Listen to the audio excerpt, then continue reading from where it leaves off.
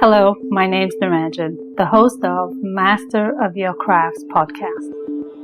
Learning from leaders who are continuously inspired, passionate, and driven to align with their soul purpose, sharing their gifts to bring healing to others. The music is composed by Rebecca Everett.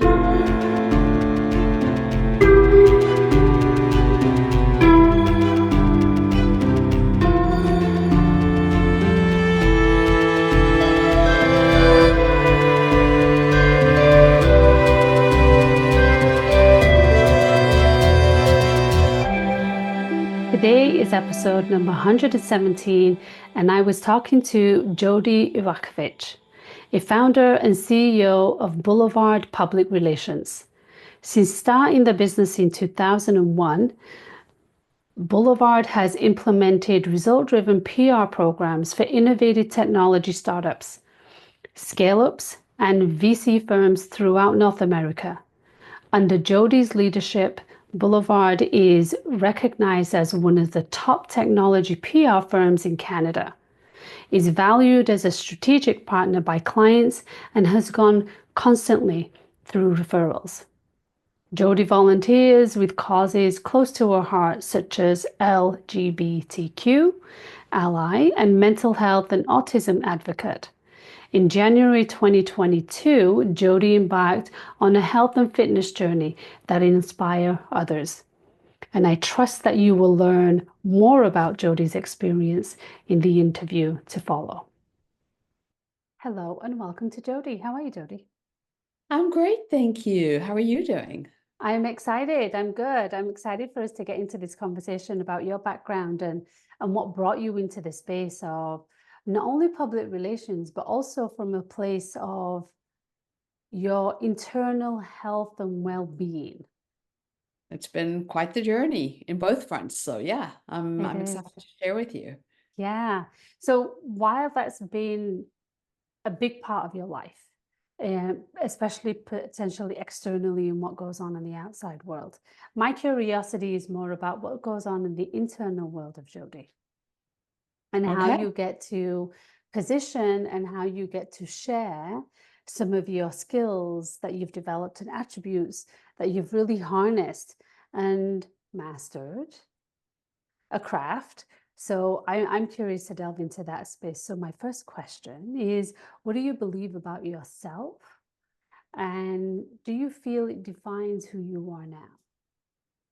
Oh, that's actually a great question. So in terms of sort of who I am and what I believe in me, I mean, I truly believe that I am a master of my craft when it comes to public relations. I've built a great reputation, something that I think is often very difficult to do. And I think I've done it because myself and my team, we do great work. And so it's a great position to be in, to be able to have the kind of situation where the clients and the companies that we work with actually come to us through referral because of our reputation. So I'm truly honored, but it's not something that I take for granted. It's something that I really consider and think about in everything that I do. I'm really sort of driven by a couple of key values, in terms of ethics and integrity. And so, those sort of really underlie everything that we do. So yeah, absolutely not taking anything for granted, and sort of not only sort of how I see myself, but how the world sees me. Yeah. How has that defined who Jodi is as she moves through the world, be it in a professional career or in her personal life? How has that influenced you? I think what's great about sort of living a life of integrity and high ethics, I think is great because people always know what they can expect from you. And so, firstly, I'm the same, whether you connect with me online, whether you see me in person, I'm always the same. I am always smiling. That is just sort of how I am. Always. It's hard when people say to me, "Don't smile." It's like, okay, you're going to have to wait 5 minutes for me to not smile. But I think it carries through in everything that I do. It doesn't matter whether I connect with you on a personal front, or whether it's on the business side of things. It just it really underpins everything about who I am, the things that I do, how I show up for people, how I try to help people, the things that I share and say. It's always driven, and it's not something that I have to think about. It just happens automatically.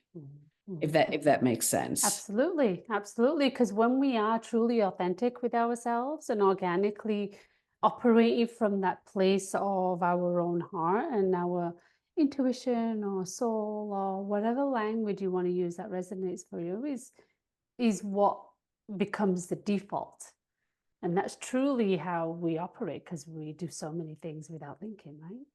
Absolutely. And I think there's a lot of people that end up sort of making up who they are along the way. And then what happens is they meet with somebody and they forget who they were when they first connected with that person.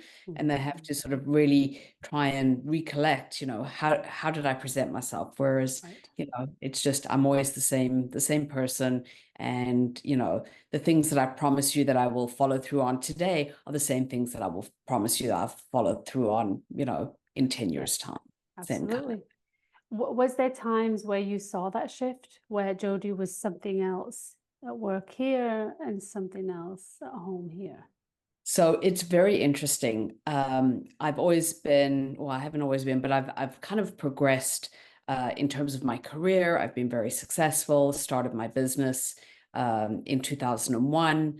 It's crazy to think we've now been around for 23 years. So always been successful and, have built a fabulous business, a fabulous team, have great clients, get referrals all the time.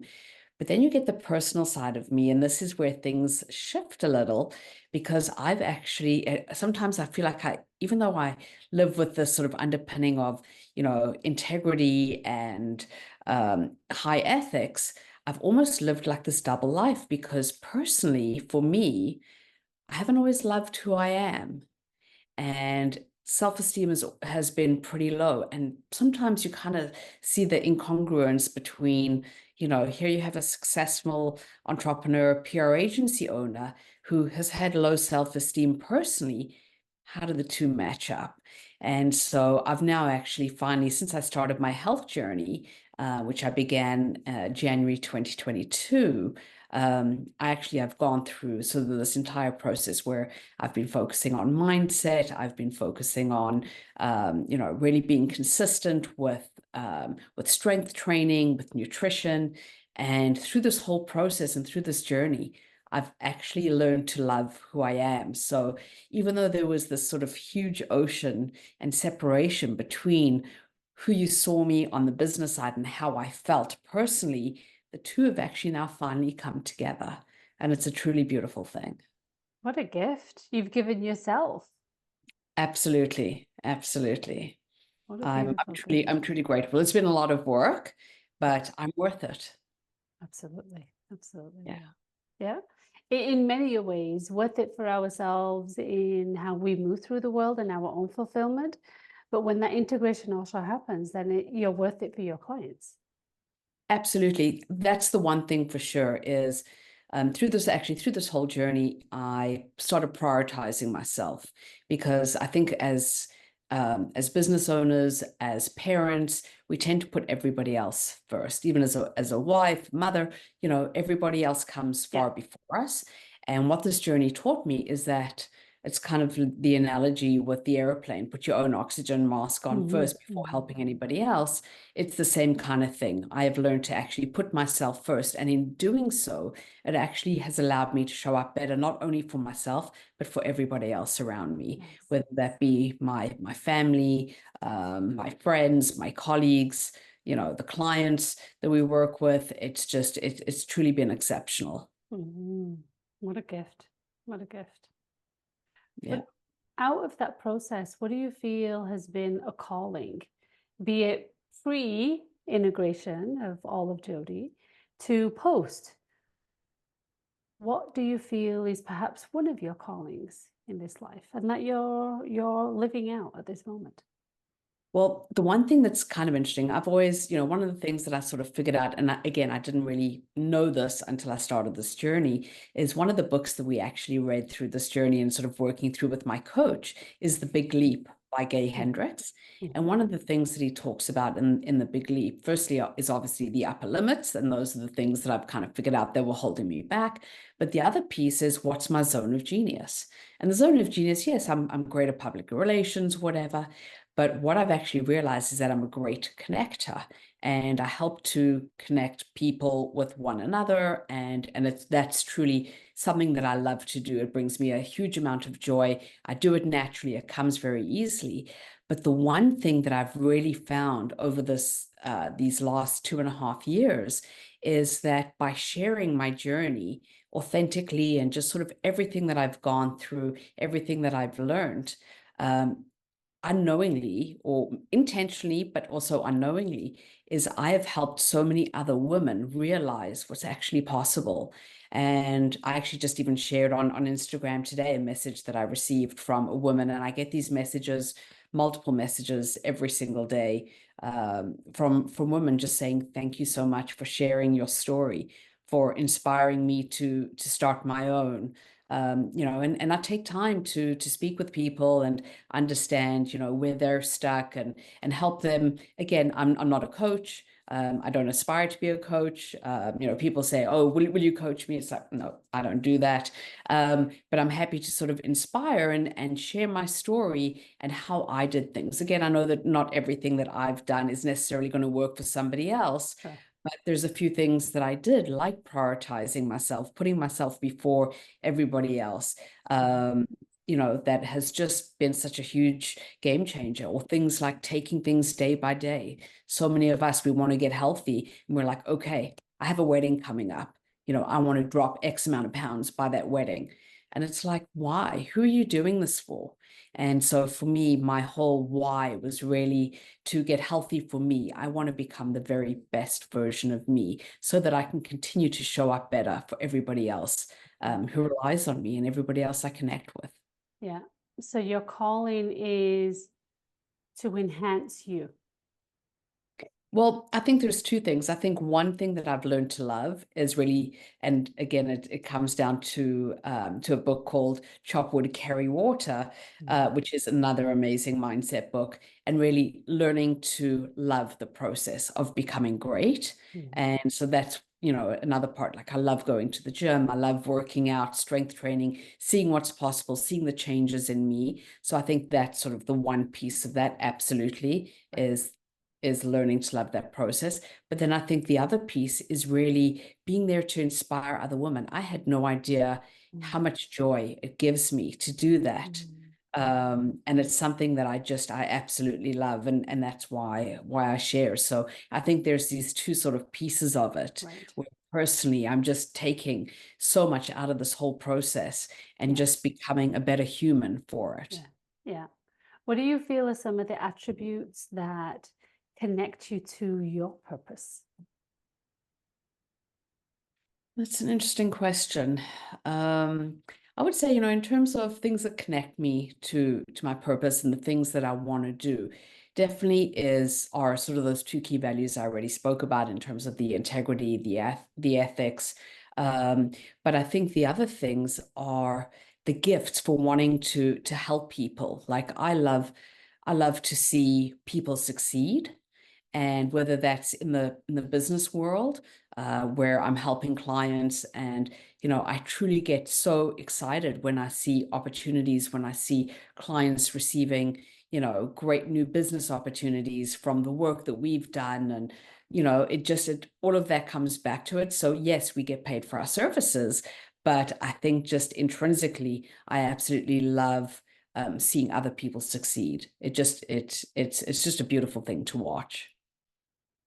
It is a real gift when you see that, and you know that you might have had a hand in it, be it an introduction or be it a full-on campaign that you support somebody with. It is a gift. It Yeah, is very rewarding to see it is. somebody And I else. think I think a lot of people do things for the money. Mm, I think there's a lot of people that start a business and it's like, oh, I'm going to make tons of money doing this. right, And for me, it was never about that. It was about taking something that I was passionate about mm, and turning it into a business where I actually get to make a difference right.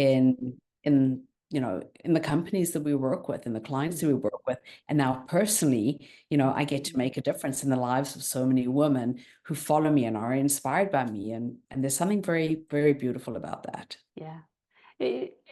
Women supporting women is an interesting circuit in the energy that's exchanged amongst this circle or individual, whatever that looks like. But I think it's equally the same just for humanity. Oh, yeah, Right? absolutely. And I think women don't generally start off being that. I think about my kids, my youngest, when they were, probably just in their preteen to teen years, and all the other girls around them, they're terrible. They're nasty to one another. They're not kind. It's just, and I don't know if it's just sort of part of the learning or whatever, but somehow women do not, I think, go through life supporting automatically one another. There's a lot of competition. There's a lot of people sort of jostling for that leadership role, as opposed to saying, can I lift you up to help you get there? This is the right time for you, the right place for you. And when that does happen, it's amazing to see. And, I know from my perspective, I'm nothing but supportive of other women. I want to see other women succeed. I will never do anything to push another person, never mind a woman, but another person down, because I think we Right. all have our own gifts, Yeah. and we all deserve the support of those around us. Exactly. Exactly. We're the ones who were the hardest on ourselves. So having others highlight that for us is not helpful for us, nor for them. Oh, exactly. That we're our own worst critics. I think we always are. And this actually even comes back to part of my journey, Yeah. because I know, kind of thinking back, how I used to talk to myself. I was very unkind to myself. I would never speak to anybody. I would never have spoken to my best friend or even somebody I didn't like. I would never have spoken to them the way I spoke to myself. Yeah. And all through this entire journey, like, all of that has changed. I'm very kind to myself. I speak to myself the same way I would Good. to anybody else. Good. But I think a lot of us we beat ourselves up, Yeah. and we're also accepting of doing that. But I think there's a great place for our own sort of self-esteem and for our own growth when we actually speak kindly and nurture ourselves, and as we move through life. So yeah. Yeah. But that's part of the journey, right? Exactly. Life is a journey. It's not just, and I think the idea of just not worrying about the destination, obviously, what's the destination? Nobody wants to get to sort of that destination at a young age or whatever. But I think that whole journey that we go through, and sort of that self-discovery and the opportunity to really uncover who we are, and what makes us tick, and the different and beautiful gifts that we have that maybe we never uncovered at a young age. And that's where things get lost in translation. The external narrative and our internal narrative based on our own values and belief systems in terms of how we've been raised is unconsciously running our day. Oh yeah, exactly. And it's the narrative that we've been told our whole lives. And that was part of my own sort of self-esteem. I'd kind of gone back into this place where I realized it was things that my mother had said to me as a young teen, that stuck with me. And it wasn't necessarily something that I thought about every day, but in the back of my mind, the things that she had said to me meant that, I was not worthy of Right. looking good, feeling good. And I believed that narrative Yeah. until I started this journey and uncovered the work and realized, hold on, there's no reason for you to feel this way about yourself, because this is somebody else's narrative. It's not your own. It is. But that's a journey, and that's potentially even part of our soul's journey to uncover and unravel and untether from all of that. Yeah. Yeah. It's a truly beautiful thing. And I love the idea of untethering, because I think, so much of what we grow up with and the things that we learn as we get into adulthood are Yeah. so ingrained in us. And you get to a moment in time where it's, that's not where I want to be. you know, this is not who I want to be. And when you can actually sort of separate yourself from what you've been told to what you now believe, Right. it's quite incredible. It is. It is, especially seeing it represented in other relationships that we have with other people, be it going out with somebody for a coffee that you haven't seen in a long time, to new acquaintances, friends, or people that you end up becoming more connected to. Exactly. It still shows up in And I such think actually interesting that's ways. that's another interesting point, actually. I was just, you know, reading something that was shared through Instagram, I think probably yesterday. And it was really about friendships. And it's about, you know, so much. I mean, we always talk about friendships sort of being, you know, for a reason, a season, a lifetime That's kind of right. thing. Yeah. But a lot of us hold on to, I think, a lot of the relationships that we have because they've always been there. That's what we've known. But you get to a point in time where you go through a period of growth and you're kind of here and the people that you've always known are down here and you just no longer connect. You don't have the same views. You just see the world very differently and your values change, or you know, just your beliefs change. And so I think a lot of us don't really give ourselves the opportunity to grow as humans because we want to stay connected to what we once knew. That's right. Yeah, it's the fear of change. I mean, that's been instilled in us from day dot, or as soon as we birth here. The fear of what is going to change. Am I going to be loved less if Yeah, there's change in my environment? From school friends to kindergarten to adulthood. yeah, And until we can embrace that narrative and that opportunity of change, not from a place of fear, but as a place of opportunity, then I think your perspective and your vantage of life can have a huge 360 shift, which it has with you.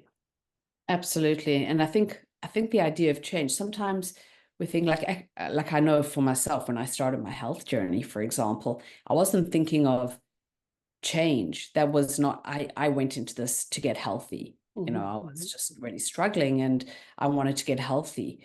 But the change that I've seen in me over the last 2.5 years has just been phenomenal. And it's incredible because I don't know that I've ever gone through any other period of time in my life where I've had such remarkable change Mm, in everything about me, you mm, know, literally from the inside out. mhm. And it's kind of like that, you know, butterfly emerging from the cocoon, and it's incredible. It is. But you know, and it's a gift because I don't know that everybody really gets to go through that. That's true. But you only get to go through it if you welcome it. If there's space actually created in our environments, because we don't, many people don't like change, right? So we just kind of hold on and cling on to the past because it keeps us in that safe, comfortable zone. But if we are courageous enough to say, okay, this is no longer serving me, how can I move it away to create space for new? The classic adage, two women on a call, we probably have a closet full of stuff that we don't really wear. So if we were to create some space and um, remove some of those pieces that we no longer wear, then all of a sudden you go to the store and you see, oh, that's a cute one. And somehow it gets filled with something that you love more than something that's just holding space. Exactly. No, and that's a really, really great analogy. But I think the other thing that you said that's interesting is, you know, sitting with discomfort. So many of us are, you know, we're so in our routines. We like to do the things that we do day in and day out. And Yeah. I'm very much a creature of habit, but I also like to learn and I want to grow as a human and I want to evolve and expand sort of my Yeah. knowledge, my world of opportunities.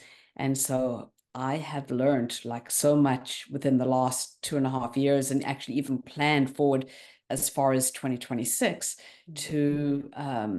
to embrace being uncomfortable, you Nice. know, doing things like I've planned for early 2026 to climb Wow. Kilimanjaro, you know, Mm. like Wow. doing things that I would never consider. I've done trapeze, you know, why would Mhm. I do that? It's just, Yeah. you know, the opportunity to experience things that you would never have done before Yeah. because it is uncomfortable, Yeah. you know. Yeah. And that's the gift that we give ourselves. Absolutely. And I think not enough people are willing to actually do that. They No. want to kind of sit in the comfort. And I think there's Yes. something really special when you are willing to take that leap forward, sort of take that, you know, leap of faith, really, Mm-hmm. and go into the unknown and do something that you've never done before. You Mm-hmm. know, and one of the things actually that I've learned through my coach is to never say never. You know, there's so many things when I started my journey, I was like, never, I'm never going to do that. Mm-hmm. And even actually, one of the things relates to as part of my journey, I always said I would never compete in a physique competition. Well, wouldn't you know it, this Saturday, what did I tell my coach? I'm going I'm going to do a show and in the transformation category. And Nice. but I think that's the idea, is learning Yes, to never say never, that's because right. then you limit yourself for those opportunities for growth.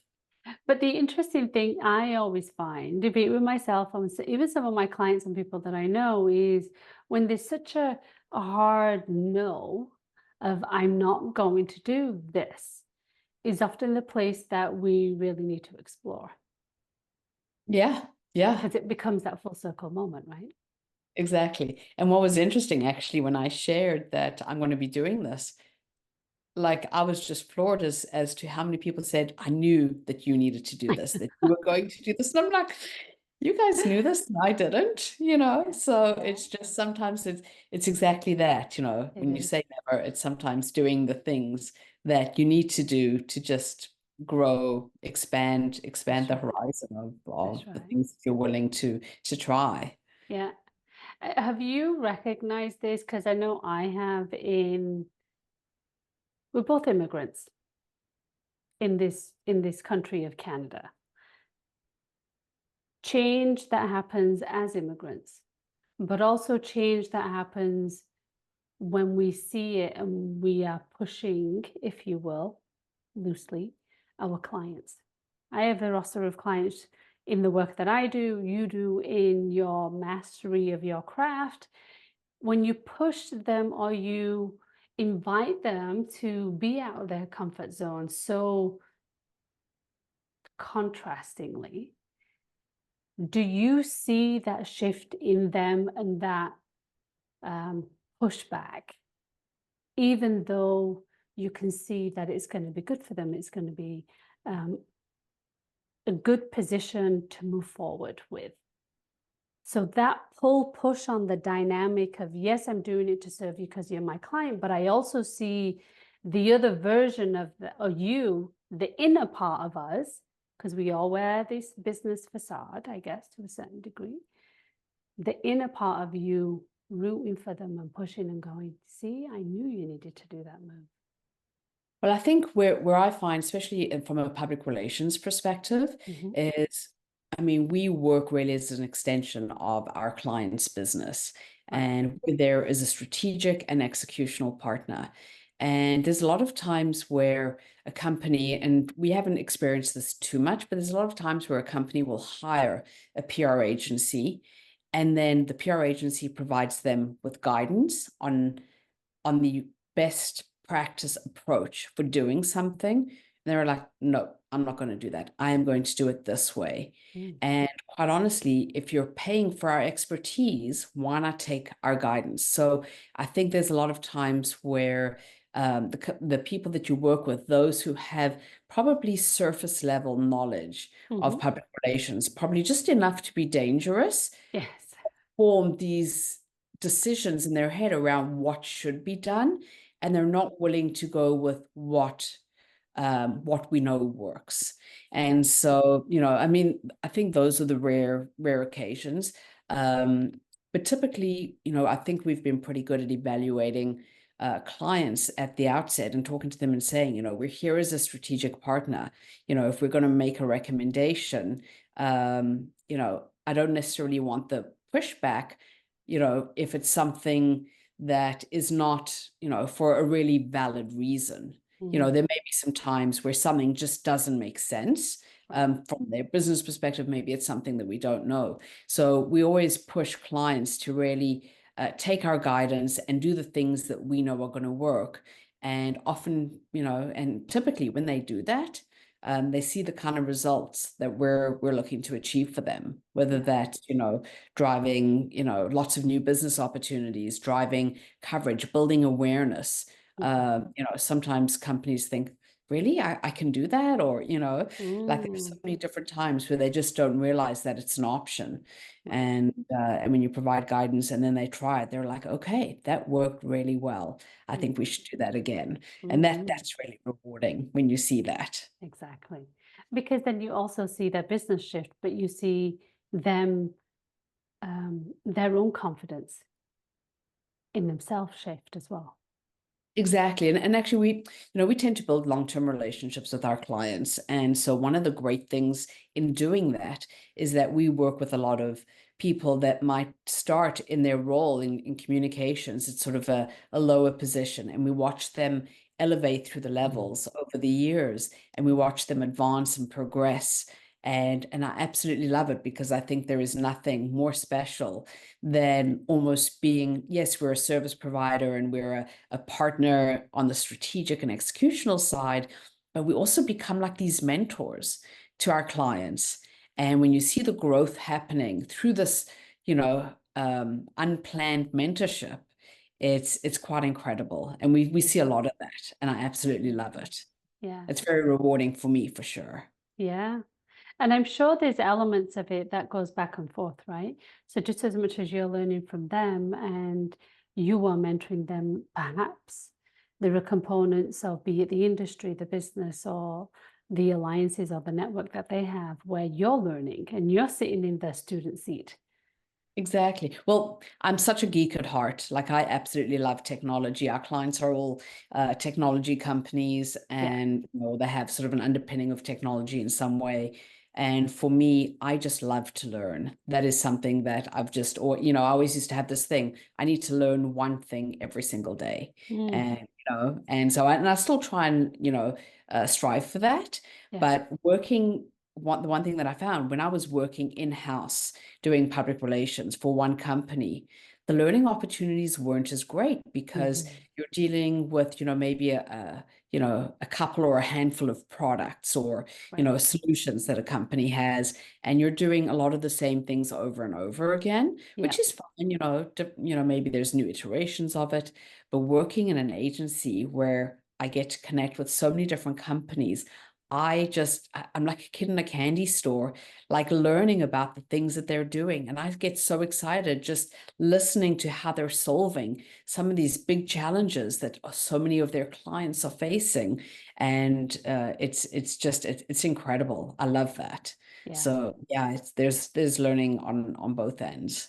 Yeah, it is a gift to be able to expand our own awareness, and especially in the space that you're living in now, I guess, over the last little while of your own mindset shift and your own development of who you are and what you're bringing to the table. Welcoming that and having an array of other clients who can offer that to you. That is a gift. Yeah, it's It beautiful. is. It is. Yeah.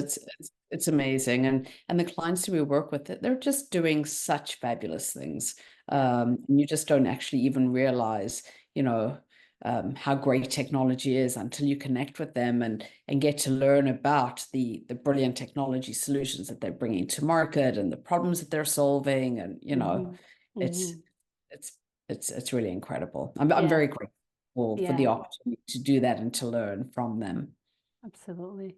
Well, anybody, right? When they're in that innovative space to create solutions for other, just as you are, you're in an innovative space to be able to create solutions for your clients. It is in awe of how do they even do that? Yeah. Yeah, Yeah. absolutely.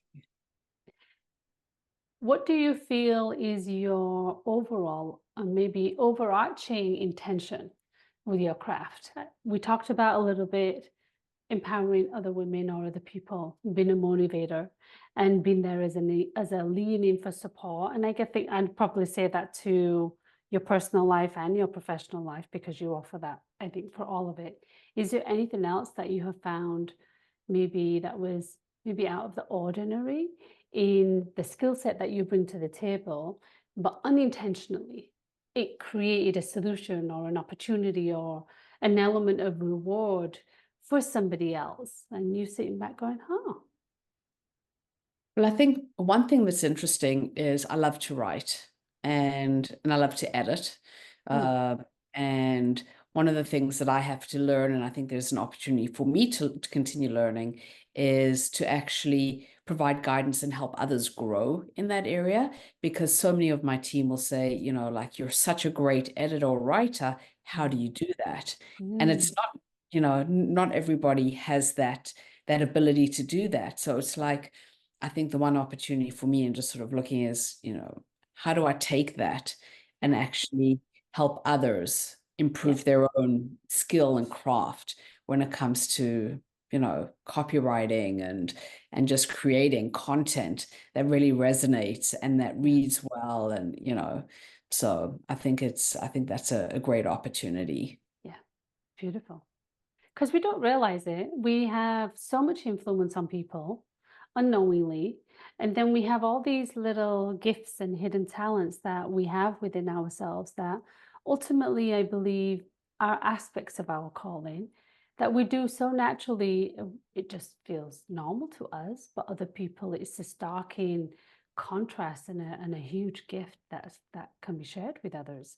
So I find those little nuggets that we take advantage of because we don't recognize they're there, perhaps the sweeter parts of life that we Yeah. forget.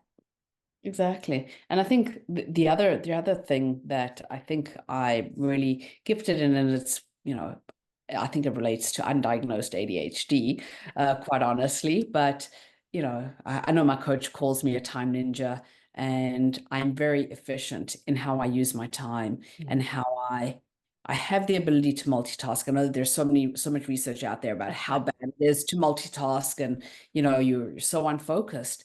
But for me, the more the more I have that needs to be done and the more I have to juggle, the more efficient I am and the more effective I am Hmm. in doing what needs to be done for me, for my clients, for my family.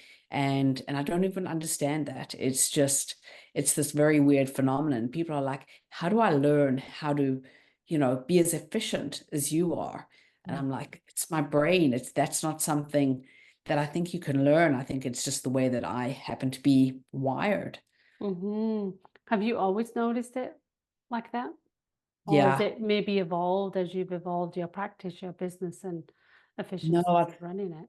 I've always been able to do that. Like literally just I could have a million things going on and all of them will get done, but give me, five things to do. And I'm like, okay, let's wait until we have a deadline or whatever. And, literally the more that is going on in my brain, the more The I get easier it is. done. But I don't just do them to complete jobs or just to complete work. I actually do them well. Mm, And so it's fascinating. it's I great. don't necessarily see that in other people, but Yeah. perhaps this is one of the other gifts that I have, and but it's not something that you can necessarily pass on or help anybody else achieve the same. It's just how you're wired Yeah. naturally. Yeah. It's beautiful. And it's great that you recognize it and leverage it. Yeah, That's a gift in exactly. itself, right? Exactly. It's beautiful. Yeah. So what's No. next for Jodi? You've covered so much ground in your business career, in your personal life, in your desires that has shifted in your callings that have kind of moved and morphed a little bit as you evolve as a human being. What's next? Well, I think for me on the professional side, I love what I do. I always tell everybody I could win $1 billion in a lottery and I'd still be doing what I do because I absolutely love it. And I work with amazing clients and my team is amazing. So I would absolutely continue that. And I think it's sort of that situation where if it's not broken, don't fix it. Yeah. I don't necessarily have any sort of major aspirations to, launch anything specifically. I've had a model that's worked. It's a virtual Mm. team model. We've been doing it since inception. long before the pandemic curve. And, I think we're ahead of the game in so many ways. Yeah. I just want to keep making sure, obviously, that we continue to deliver for our clients and, continue to deliver the exceptional work that our clients expect of us and continue to build on our amazing reputation in the market. That's one thing I want to do there. And then personally, I mean, I think there's so much adventure that lies ahead for me, between competing, getting on stage, having to learn how to pose and walk with grace. Those are things that I do not do. I always joke that I'm this, uncoordinated baby elephant kind of trudging through the forest. That's me. So I'm going to be learning that, and going really outside of my comfort zone. Climbing Kilimanjaro is something that I just, it's always been, a bucket list item for me. And but actually, one of the things that I did do at the prompting of my coach is probably around 3 months ago, is I put together a bucket list. And so one of the things that I want to start doing is taking a look at that bucket list and trying to figure out, how do I plan strategically to start getting it done, so that, through whatever time I have, through my life, that I actually get to live and enjoy and do the things that excite me and that I'm excited to do. Nice. Beautiful. Beautiful. Because ultimately that's it, right, Jodi? That's all we got. Yeah. Yeah. I think you got to live life to its fullest. And I always have. And I think now I will even more so. Yeah. I love it. Well, I'm so grateful for you to share all that you have in this conversation and all the nuggets of just do it. Yeah. Well, thank you. It's great. And I think the way that I see things is that if you really want to do something, if you really want to make change, you can do it. You just have to really want it, have a really powerful why that you want to do it, and then move forward and take the steps, to do it. And I think one of the things that, I've learned, and this, I think, was a Tony Robbins quote, was really, people tend to do things when the pain of staying the same is greater than the pain of change. Yes. Yeah. Yeah. It's an interesting perspective, and even at that, I would probably add, the external influences can keep us still in that pain. Yeah. And as long as you notice those external influences and address them in the right way, you can hopefully keep moving forward, getting that 1% better every day. Yeah. But there's opportunities. It depends on how one wants to look at life, with curiosity or not. And that's the choice and the gift that we have. And I'm grateful for your shares and your experiences, and being able to connect and share your life lessons so far, and your desires. So thank you. I've loved our conversation, and thank you for having me. You're very welcome. I'm Naranjan, and you've been listening to Master of Your Crafts podcast. Please subscribe, rate, and review, and join me next week for another episode. Thank you for listening.